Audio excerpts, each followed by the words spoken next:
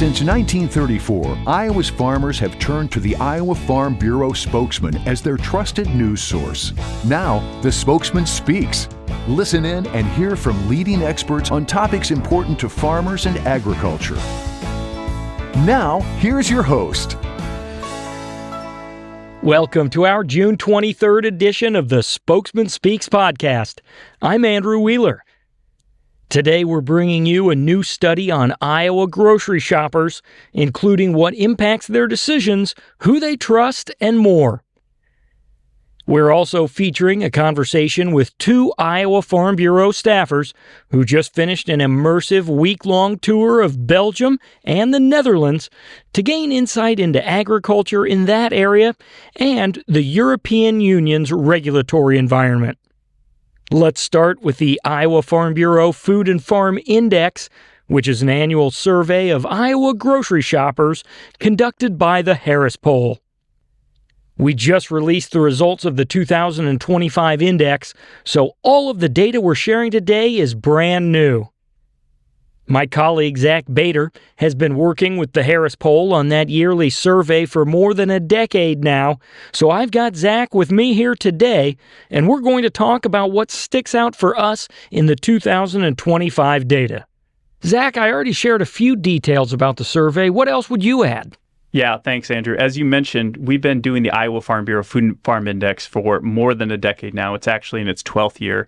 It's an online survey that we develop and run in partnership with the Harris Poll. We're talking with people who have a primary or shared responsibility for grocery shopping in their household, and they're between the ages of 20 and 60. And we're asking them questions like, how often do you consume meat and dairy? Do you think it's healthy? Who do you trust when it comes to information about the nutrition and safety of your food? How do you feel about farmers? And a bunch more questions like that. Let's start with that last question, how Iowa grocery shoppers feel about farmers. You and I have worked together on this survey for years now, and that trust in farmers number always comes back really high, and this year was definitely no exception.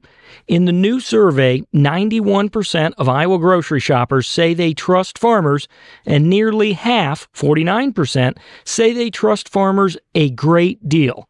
Now, that's something you and I are accustomed to seeing in this survey, and year after year, we see the vast majority of Iowans expressing that they trust farmers. But I think we need to spend some more time on just how impressive it is to have that level of trust, especially in today's environment. Yeah, it's not just impressive to us, it's actually really impressive to the researchers that we work with at the Harris Poll as well. We asked the folks at the Harris Poll to share their thoughts on the farmer trust number this year, and I actually have a quote here from one of their VPs. She said, quote, "This data clearly shows the exceptional standing of farmers among Iowans, surpassing the high trust levels that we've commonly seen in other highly respected professions. At a time when trust in national institutions, from government to media, is at historic lows, the sustained confidence in local farmers speaks volumes about their authenticity and transparency, underscoring the strong bond and mutual respect between Iowa's farmers and the communities they serve." So that quote just helps confirm the fact that it's really rare to have this level of trust in a particular profession. I mean, these folks at Harris, they do surveys all day, every day, and they're not seeing anything else like this. So it's special and it's valuable to have that kind of trust that we have here in Iowa. And we actually see that high farmer trust showing up in other areas of the survey as well. Let's talk about that.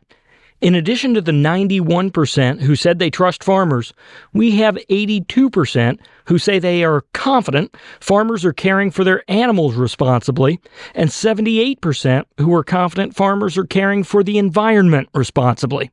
Yeah, and those high confidence numbers, those are consistent with things that we've seen in past surveys as well. I'd also like to point out a couple of statistics from the survey that really just reinforce that trust and confidence as well. One stat I pulled from the survey is that nearly 7 in 10 Iowa grocery shoppers have purchased groceries directly from individual farmers or networks of farmers through their websites or farm stores or farmers markets. And then there's, I think, a noteworthy statistic on food labels. We asked shoppers which labels they look for on their food, and we gave them 15 different options, everything from grass-fed to organic to natural. And the top two labels that these shoppers selected were grown locally and made in the USA. So first and foremost, these grocery shoppers, they trust local farmers and they want to know that their food is coming from those folks. So there's some good news for farmers there.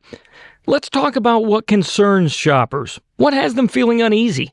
Well, Andrew, as you know, you and I have been working on this survey for years, and for years we've seen that price is always the number one or number two factor that grocery shoppers consider when they're purchasing meat, milk, and eggs. And that's especially true really the last couple of years. And of course, that's not terribly surprising. We know about inflation, and I know there's a stat from USDA's Consumer Price Index that shows that grocery prices rose nearly 24% from 2020 to 2024. This year, 80% of Iowa grocery shoppers said that they're concerned about regulations that increased food costs, and nearly half, it's 47%, say that they are very concerned about regulations that increase food costs. That is way up from 4 years ago. 4 years ago, 62% of people said that they were concerned about regulations that increase food costs, and only 21% said they were very concerned. So the number of people who said they are concerned about regulations increased 18% in the last 4 years, and the number of people who said they are very concerned about regulations that increase food costs has more than doubled from 21% to 47%. Another big thing we look for in this annual survey is meat and milk consumption. And some of the high-level numbers from this survey are really similar to previous years. Basically, almost every Iowa household is consuming meat and dairy on a regular basis. It's around 98%. What else do we see in this survey that gives us some clues on meat and dairy consumption? Yeah, I'll start with the fact that 95% of grocery shoppers say that real meat is healthy, and 91% say the same thing about real milk. Both of those numbers are way higher than the numbers that we see for plant-based imitation meat and milk. And I think it's really interesting to see also what happens when we share some facts with survey participants about the unique nutrition of real meat and milk. In the survey, we shared with the survey participants facts like the fact that zinc helps your immune system, and meat is one of the richest food sources of zinc. We shared the fact that meat, milk, and eggs are excellent sources of vitamin B12, which promotes brain development and helps your nervous system function properly.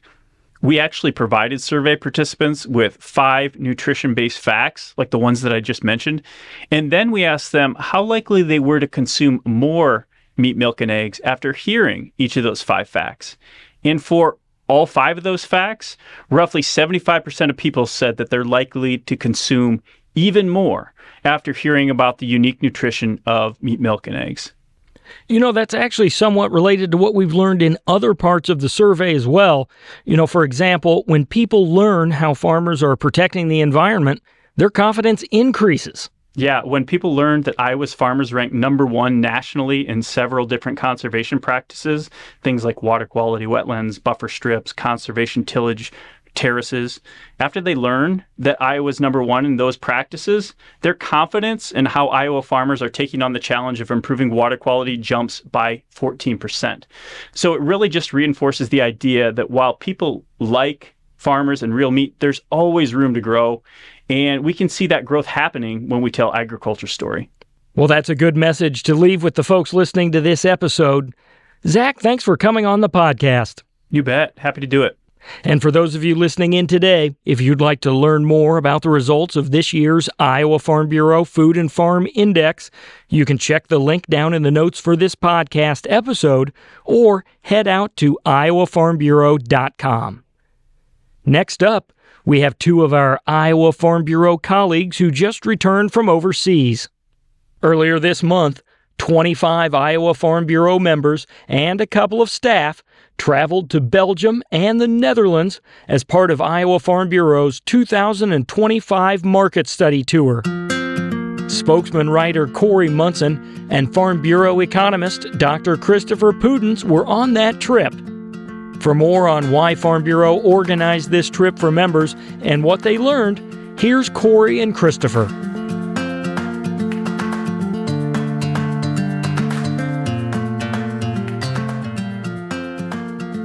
Today I'm joined by Christopher Pudens, our Economics and Research Manager here at Iowa Farm Bureau.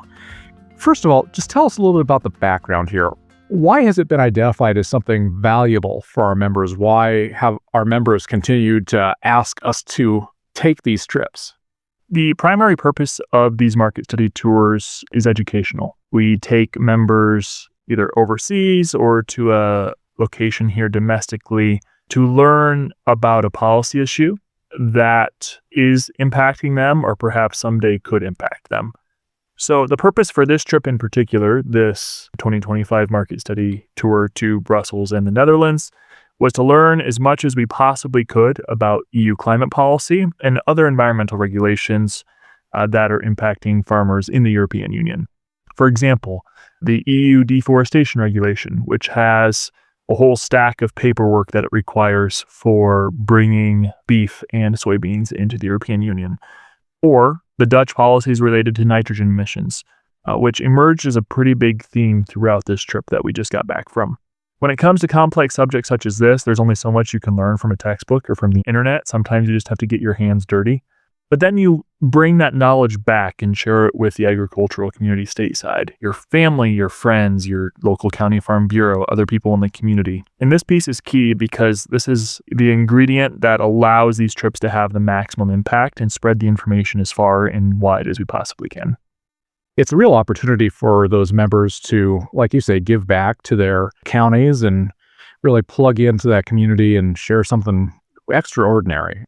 What are some of the highlights? Obviously, we went to a lot of places and we can't hit every single one of them, but share a few of the outstanding locations we visited and what goes on there. The highlight of our day and a half that we had in Brussels was certainly our meeting with U.S. Ambassador to NATO, Matt Whitaker. Matt is an Iowan. He was recently appointed and confirmed in that role. And we spent a lunch meeting with him where he spoke about NATO more broadly, a little bit of its history and its purpose.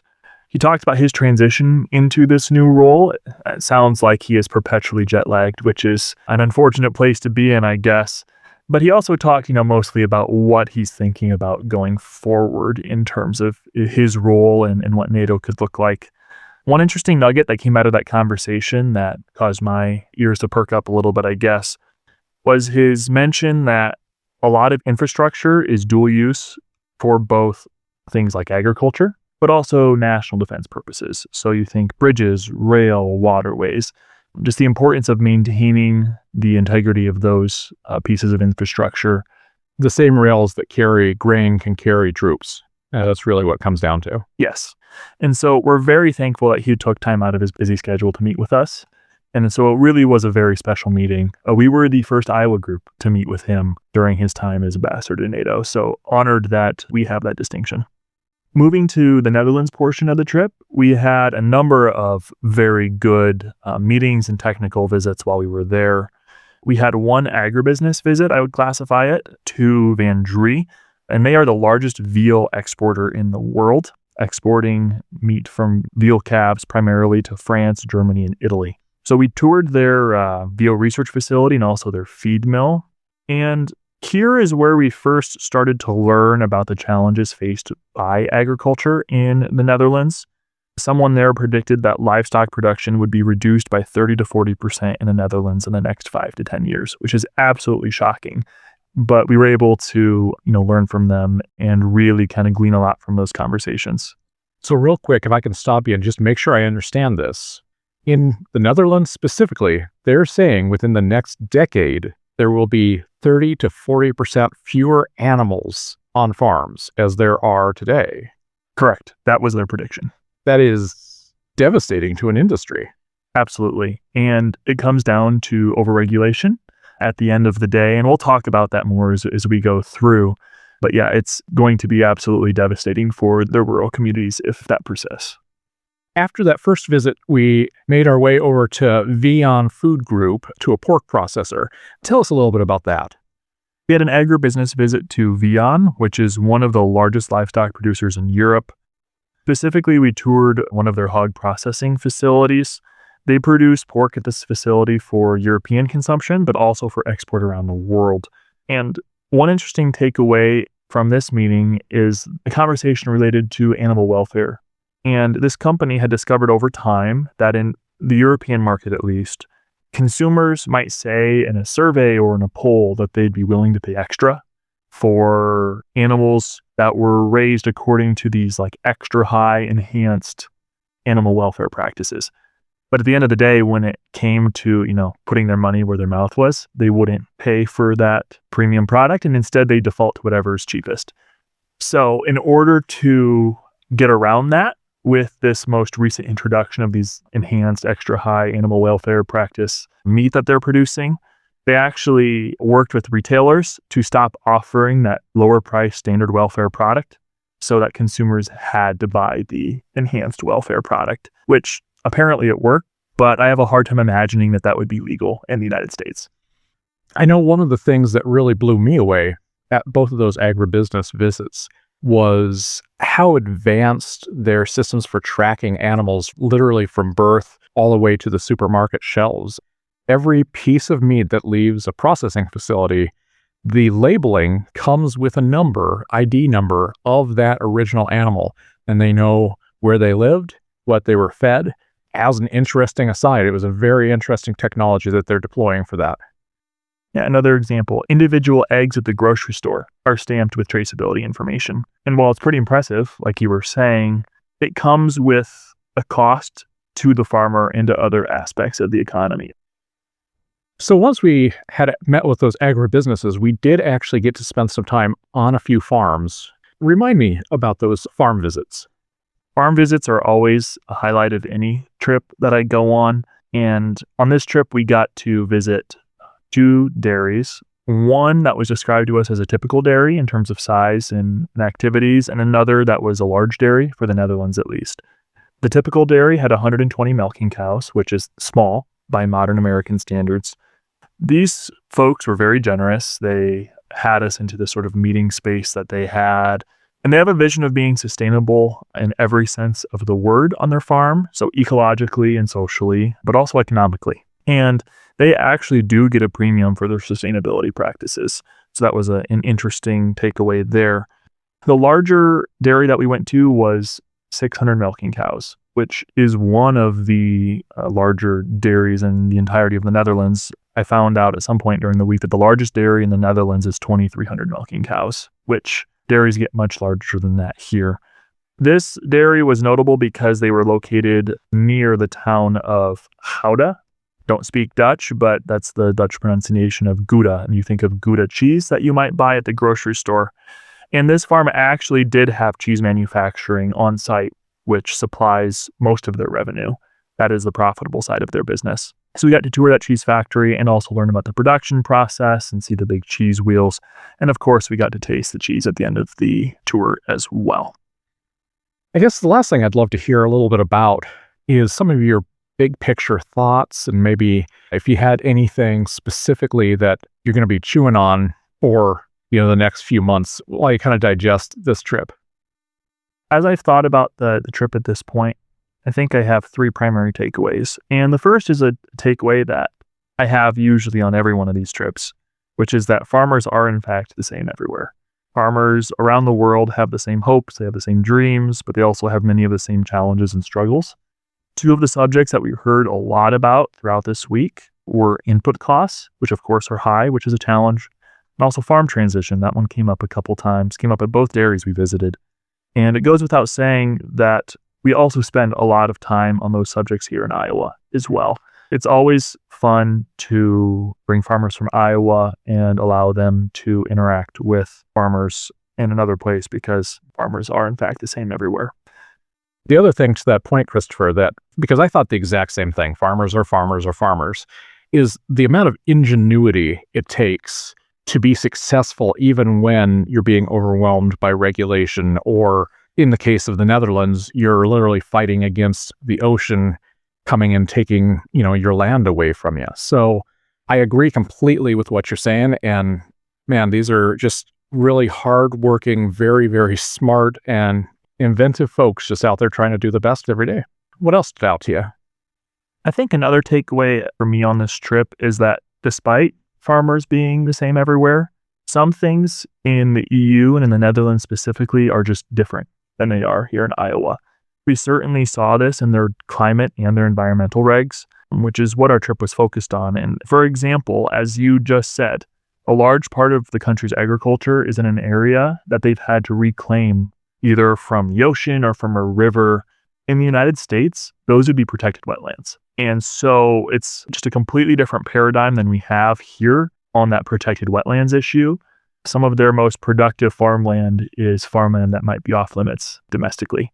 At the same time, despite the Netherlands being a pretty tolerant country socially, agricultural production is highly regulated, as we've talked about in this podcast, and comes with a lot of red tape and costs. I already mentioned about how individual eggs at the grocery store are stamped with traceability information, and the list just goes on and on and on. There's no other way to describe it than just things are different. What they emphasize and what they don't emphasize quite as much just aren't necessarily the same as here in the United States. Well, and another thing related to that I remember is just the fact that over and over, presenters would say, culturally, farmers are really, really respected in this country. But at the same time, you'll pick up the paper or you'll see a report that says that animal agriculture is the reason for every problem that they have in their country.